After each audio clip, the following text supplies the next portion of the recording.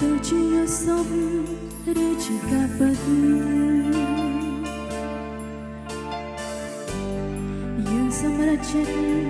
ដល់ចូលរងការបងអើយអូនស្គាល់អ្វីជាស្នេហា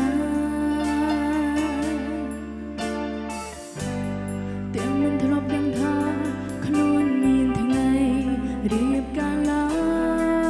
យអ្នកណាដឹងមុនអាចមានថ្ងៃនេះថ្ងៃដ៏ពិសេស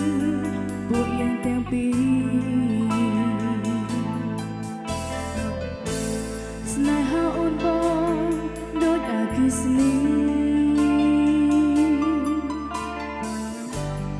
ប៉ុន្មាននាទីផ្ដើមមានចិត្ត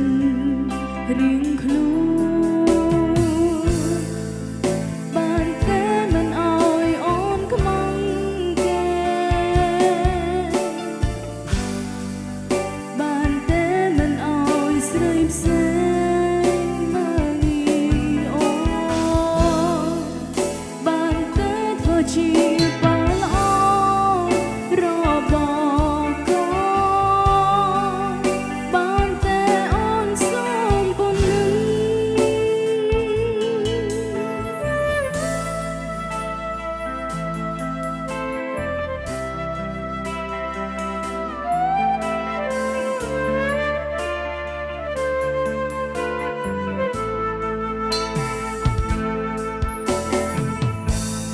អ្នកណាដឹងមុនអាចមានថ្ងៃនេះថ្ងៃដ៏ពិសេស